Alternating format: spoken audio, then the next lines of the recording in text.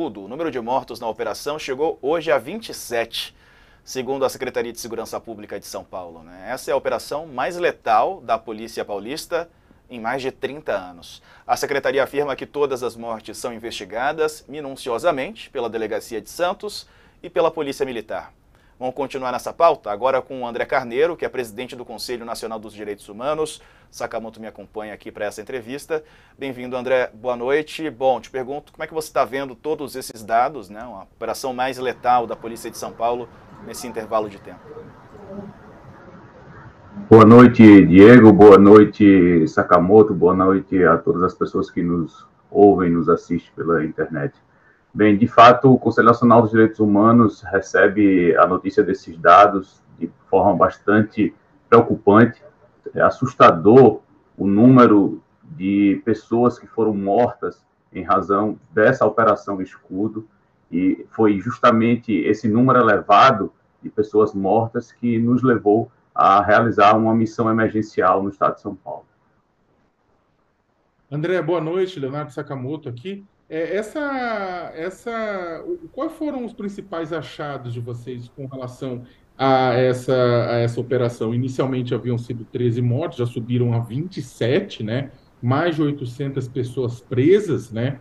E uma situação, inclusive, com uma falta crônica de imagens, né, da polícia com relação a essas mortes, né? As câmeras corporais deveriam ter registrado, muitas não registraram. Eu queria que você comentasse quais são os principais achados, quais as principais conclusões de vocês, pelo menos parcialmente.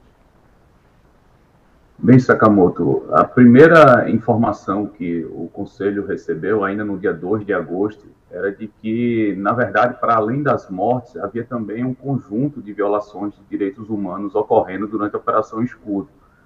Isso também nos alertou e deu um sinal de emergência na atuação do Conselho. Nós recebemos no dia 2 de agosto a primeira denúncia e estivemos em São Paulo, especificamente no Guarujá e em Santos, no dia 14 de agosto. E ali, ouvindo relatos de familiares, também de lideranças comunitárias, nós tivemos a certeza, a partir desses relatos, de que primeiro, que a operação precisaria ser encerrada, imediatamente encerrada, porque já havia atingido uma alta taxa de letalidade, condenada inclusive pela Comissão Interamericana de Direitos Humanos, condenada também pelo Alto Comissariado das Nações Unidas para os Direitos Humanos, e, portanto, essa operação, por todo esse resultado, já deveria ter sido encerrada.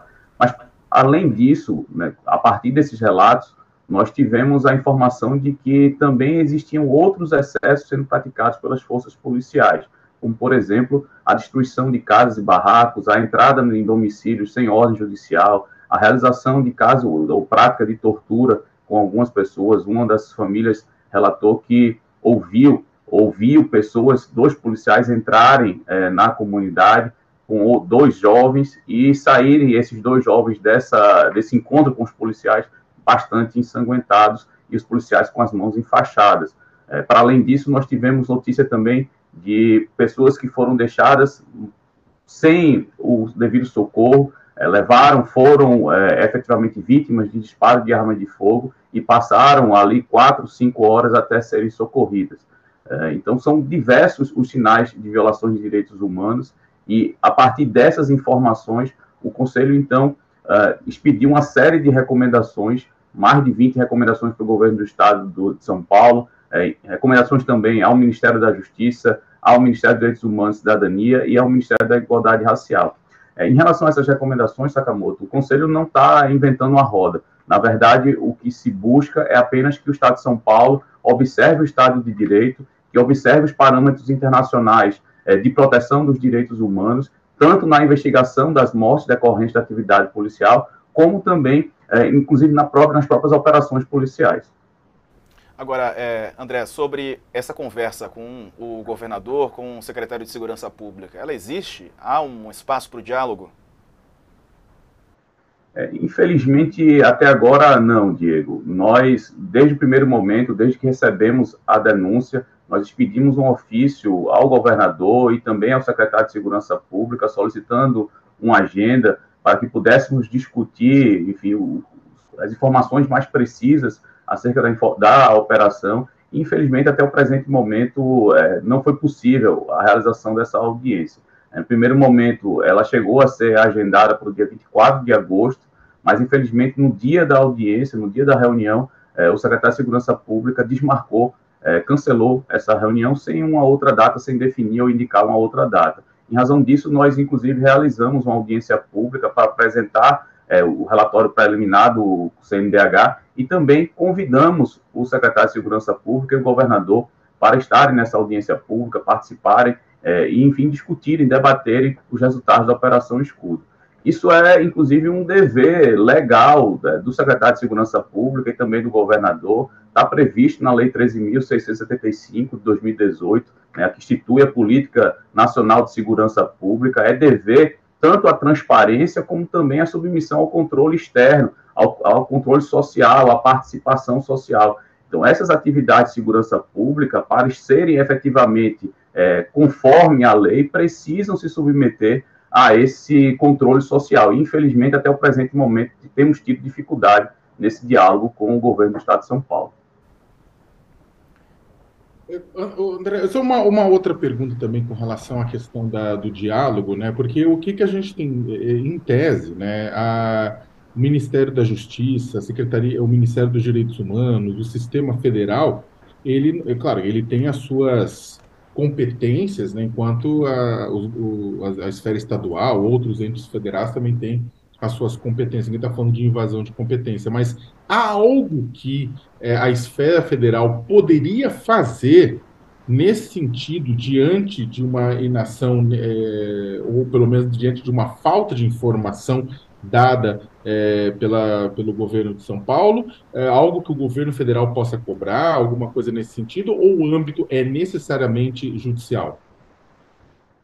Bem, Sakamoto, de fato, a Constituição estabelece que a segurança pública é competência particular do Estado, né, do governo, portanto, no caso de São Paulo, do governo do Estado de São Paulo.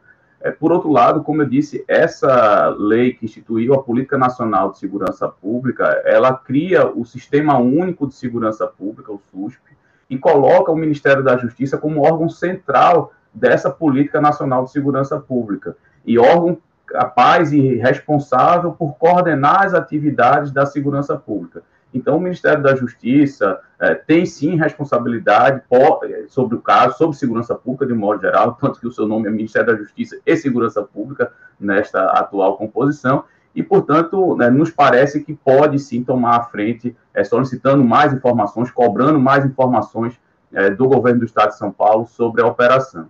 É claro que tem limitações, enfim, como eu disse, a responsabilidade pela segurança pública é principalmente do governo do Estado de São Paulo e do secretário de Segurança Pública do Estado. Mas me parece que o Ministério da Justiça pode, nessa ideia de cooperação federativa, sim, atuar para alinhar a atuação do Estado de São Paulo com os parâmetros internacionais de direitos humanos, inclusive porque o Estado brasileiro, que já foi condenado na Corte Interamericana de Direitos Humanos em um caso envolvendo operações policiais, me refiro aqui ao caso Favela Nova Brasília versus Brasil, então a União pode vir a responder eventualmente pelos excessos e pelas violações de direitos humanos. Então é sim, do nosso ponto de vista, importante que os órgãos federais dialoguem com os órgãos estaduais, no caso do governo do Estado de São Paulo, para que essa operação ela se encerre e, para além disso, que sejam garantidos e respeitados os direitos humanos da população do Estado de São Paulo. Tá certo. André Carneiro, obrigado pela entrevista. Estamos aqui, espaço aberto sempre, viu? Um abraço, boa semana.